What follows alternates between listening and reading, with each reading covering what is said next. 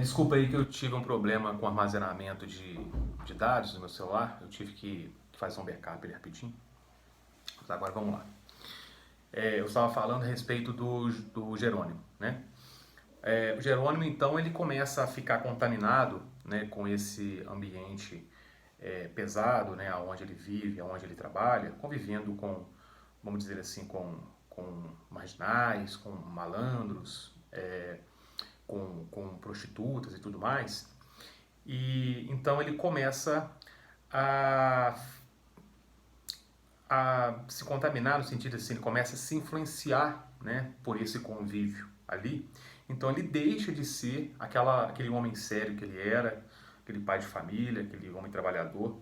Ele começa a faltar ao serviço, ele começa a beber, que ele não bebia, ele começa a participar de rodas de samba, né, com relação à boemia carioca da época, né?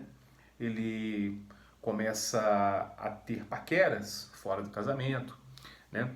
E ele acaba conhecendo uma moça que mora ali chamada Rita Baiana, que é uma mulata muito formosa, que é justamente, é como se fosse, por exemplo, aquele ícone do carnaval brasileiro, né? Aquela mulata sambista, né? Com o corpo todo formoso, muito sensual, né? E né, com aquele olhar muito encantador, né? Que atrai a atenção dos homens. E ele começa a ter um relacionamento com ela vive ali, mas só que ela também se relaciona com um outro camarada, né, que se chama Firmo, é o apelido do cara, né? Ele é uma espécie de um malandro, né? Ele é capoeirista, ele de vez em quando faz uns assaltos e tal, e é assim que ele vive, é assim que ele sobrevive, né? E até que ele tem uma treta com o Jerônimo, aí os dois eles vão meio que disputar o amor da Rita Baiana, né, numa roda de capoeira, com faca e tal. E numa bela madrugada, o Jerônimo acaba armando uma tocaia para o Firmo, né, na beira da praia, longe de todo mundo, acaba assassinando, né, a pauladas o Firmo. Né? Tudo isso por conta desse amor que ele tem pela Rita Baiana. É, tem um detalhe que eu não falei com vocês, mas no início da história, o João Romão, que é o dono ali do cortiço, ele tem uma companheira que se chama Bertoleza, que é uma escrava alforriada entre aspas. É, ela trabalha a vida inteira, né, até juntar dinheiro, para poder comprar a carta de alforria. E como ela vive, né, como o companheiro dela é o João Romão, ela confia nele. O João Romão então pega esse dinheiro dela e fala assim: não, eu vou lá no seu dono e vou comprar a sua liberdade, né, a sua alforria. Né? E volta, né, com a carta de alforria na mão, entrega para ela, tudo beleza. E nisso, o João Romão ele vai construindo o seu pequeno império e a Bertoleza ela acorda de madrugada para poder trabalhar na vendinha dele e fazer os outros serviços domésticos e o serviço também do cortiço. E trabalha o dia inteiro, vai até a noite, né? Ela não tem tempo para nada, né? Ela só tem tempo para trabalhar mesmo, porque ela gosta do João Romão, né? Os dois são companheiros. E ela acha, bom, eu preciso trabalhar para o meu homem, né? Vamos dizer assim. Porque fazendo bem do meu homem, eu também estou fazendo bem a mim. Então ela vive assim, encharcada de água, né, dos pés à cabeça, e ela é a cozinheira ali da vendinha, que nesse momento já começa a servir refeições também para os trabalhadores da pedreira dele, né, aquela coisa toda. E ela mexe com peixe, né? Ela frita peixe, assa peixe, cozinha peixe, então ela está o tempo inteiro cheia de escamas no corpo e com cheiro de peixe. Enquanto o João Romão, ele começa então a sair daquele aspecto, vamos dizer assim, daquele aspecto de miserável que ele tem e passa a usar roupas novas, né? Sapato novo, começa a pentear o cabelo e tal, para poder tentar fazer parte da elite, né? Já que ele tem dinheiro. E E nisso ele começa a se aproximar então do vizinho dele, que é o Miranda. O Miranda, ele começa a perceber que o João Romão está ganhando dinheiro e acaba arrumando uma amizade de... como é que fala? Uma amizade por interesse com ele. E o Miranda, que é esse vizinho rico dele, tem uma filha também. E de uma certa forma ele acaba ajeitando a filha dele para o João Romão para casamento. Porque ele pensa, bom, a minha filha vai casar com ele tem dinheiro, então o dinheiro dele passa a ser também da minha família. E no final das contas a gente fica todo mundo rico, né? Além de continuar rico, eles vão ficar ainda mais ricos. O fato é que depois de muitas indas e vindas, né, e várias aventuras e desventuras, o, o João Romão ele marca o casamento com a filha do Miranda, desculpa. Mas aí ele tem um empecilho, porque ele mora com a Bertoleza. Para todos os efeitos, a Bertoleza é a esposa dele, embora não seja casada, mas é a esposa dele. Aí ele fala, e agora, o que eu vou arrumar, hein? Aí ele vai e denuncia a Bertoleza. Por quê? Por que ele denuncia? Porque, na verdade, o dinheiro que há muitos anos ela havia dado para ele ir até o dono dela para poder comprar a carta de alforria, ele não compra a carta de alforria coisa nenhuma, ele enfia no bolso, né? E mente para ela, ele falsifica uma carta de alforria e ela acha que já é uma escrava liberta, mas não é. Quando ele denuncia ela, os policiais vão até a casa dele, né, para poder capturá-la, né, e levá-la de volta ao dono. Aí quando a polícia entra, né, pela vendinha, se depara com ela sentada ao lado de uma bacia onde ela está limpando os peixes, né, com a faca. Aí ela fala, ele fala, né, aliás, os policiais falam com ela, eu vou ter que te levar porque você é uma escrava fugida. Ela fala, não, mas eu tenho a carta de alforria. Ela vai lá, pega a carta, mostra para os policiais. Aí eles falam, não, mas essa carta aqui não vale nada, ela é falsa e tal. Na verdade, os seus donos estão à sua procura há muitos anos.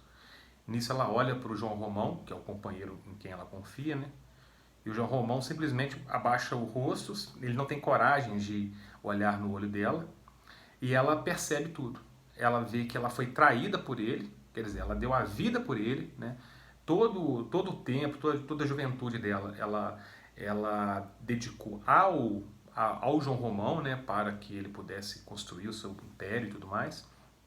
No final das contas, ela se sente tão mal com isso, né, com essa traição, que ela só vê uma única saída. Ela pega a faca a qual ela está limpando os peixes e faz assim, ó, perfura o próprio estômago e roda a faca assim no próprio corpo.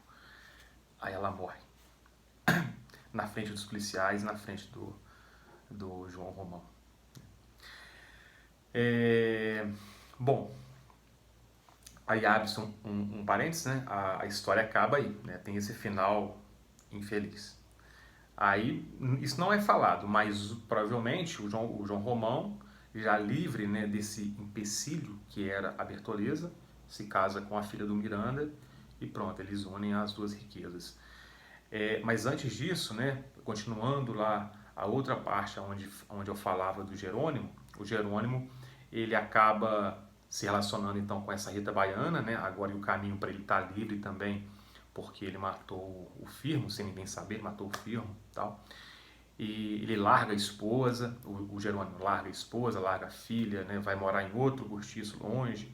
Nisso a esposa dele, que também era muito certinha, né, toda honesta, por ela continuar vivendo na miséria nesse cortiço, ela acaba também se tornando alcoólatra e acaba se prostituindo, e a filha dela também acaba se prostituindo, né, e vai mostrando toda essa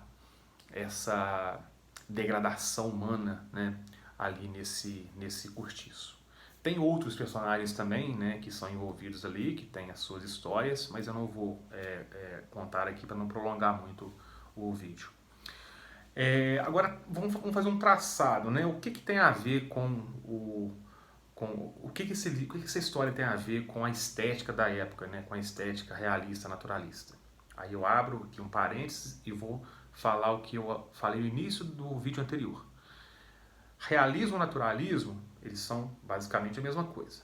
A diferença é que, enquanto o realismo vai estar falando sobre a história de pessoas comuns, né, mais focado na classe da elite, né, brasileira, no caso elite carioca, o naturalismo ele vai estar também falando de histórias de pessoas comuns, mas só que mais focado em pessoas que pertencem à classe mais baixa, à classe econômica mais baixa, né?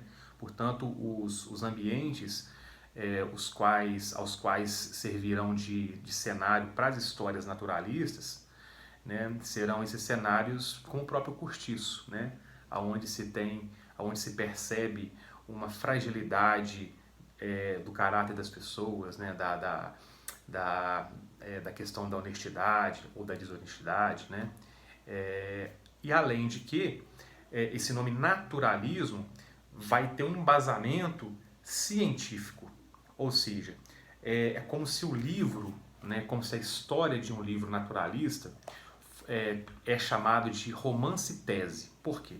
Porque a história ela é toda engendrada a partir de uma observação científica de fatos.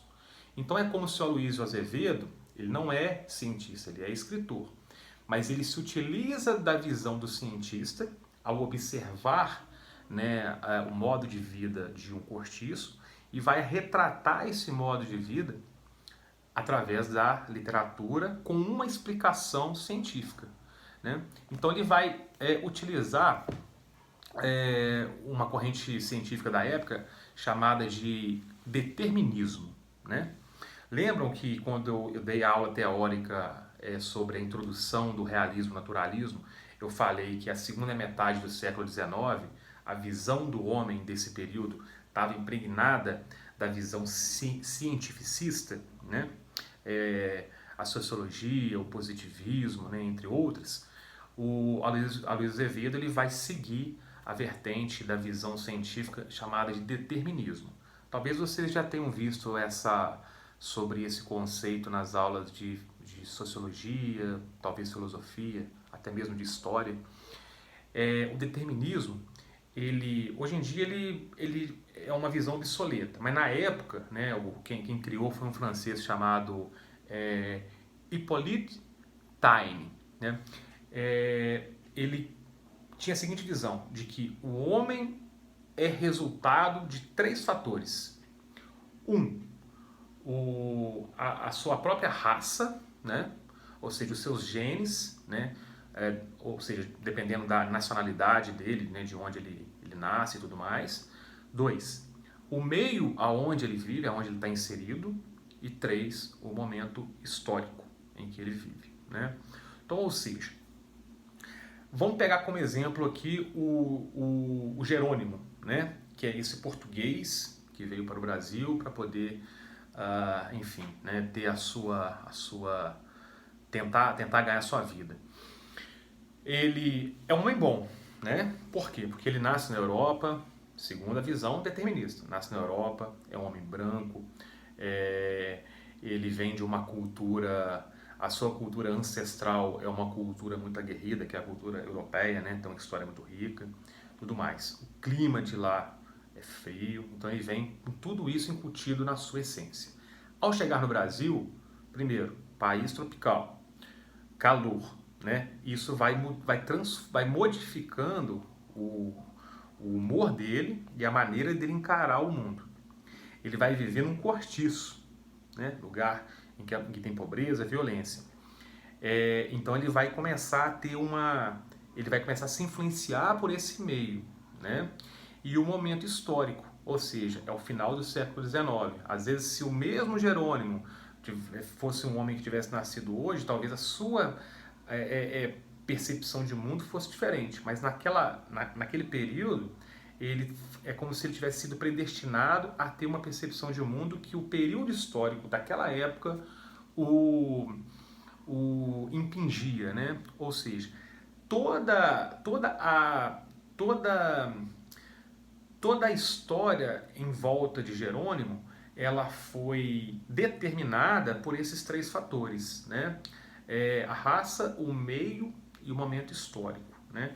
Ou seja, tudo isso fez com que a sua própria essência fosse deturpada, né? Da mesma forma acontece, por exemplo, com a Bertoleza. A Bertoleza era uma escrava. Segundo o determinismo, né, os genes raciais dela, étnicos, né, dela, né, segundo essa visão, eram genes inferiores, né, porque era uma escrava e tal. Ela não tinha uma percepção de mundo igual, por exemplo, de um homem branco, né? Na verdade, era uma visão muito racista e muito preconceituosa mesmo. Por isso que não vingou. Assim, essa visão científica ela foi derrubada ao longo do tempo, justamente porque ela não tinha nenhum embasamento científico muito concreto, né? Então, tudo isso contribuía para que ela fosse uma mulher completamente submissa, né? Ao mesmo tempo, o João Romão, que era o dono do cortiço, ele era um homem branco, mas ele nasceu no Brasil, né? Então ele já estava acostumado com esse meio e, ao mesmo tempo, ele, inserido naquele meio, naquele ambiente do cortiço em que ele ganhava dinheiro, ele colocava a ambição na frente da humanidade dele, né? Então tudo isso também influenciava na formação do caráter dele, né? Ou seja, o Aloysio Azevedo, então, ele vai construir um romance-tese para poder exemplificar uma visão científica chamada de determinismo. Ele vai construir todo um enredo seguindo o viés dessa visão científica. Aí é que tem um grande lance. São vários personagens, né, que interagem, né, aqui nessa história. Mas, segundo os teóricos, os críticos literários, eles consideram que existe um personagem que é o protagonista da história. E esse personagem não é uma pessoa de carne e osso. É sim o cortiço. É o meio, é a coletividade. É como se o cortiço fosse um organismo vivo, tal qual o darwinismo, né, que também surgiu no século XIX, dizia o seguinte, de que a evolução se dá através da seleção natural, né, das espécies. Então é como se essa mesma teoria pudesse ser aplicada ao ambiente social também, de que dentro da coletividade é que somente o mais forte ou o que melhor se adapta é que vai sobreviver, né? Então os mais fracos eles eram jogados para escanteio, eles eram mortos, eles eram exterminados, assassinados, né? Ou pela fragilidade deles, eles eram simplesmente abandonados ao léu, ao Deus dará, né? Se fossem pobres principalmente, né? E os mais espertos é que saíam por cima, né? Acho que é isso, gente. Basicamente isso. Eu prometi que o vídeo não ia ficar grande e acabou ficando grande pra caramba também. Mas assim a gente encerra então nosso conteúdo, tá bom? Daqui a pouquinho eu vou passar uma pequena atividade para vocês sobre esse realismo naturalismo, tá? Uma atividade pequena que eu até vou considerá-la também já uma atividade com nota de trabalho, beleza? Mas vai ser algo simples. Daqui a pouquinho eu mando para vocês aí. Estarei aqui até meio-dia. Qualquer dúvida é só entrar em contato, beleza? Estarei aqui à disposição. Grande abraço, bons estudos e revejam aí, por favor, na matéria. Está a partir da página 84 e 80 e... Está entre a página 84 e 89. Beleza? Abraço, até mais.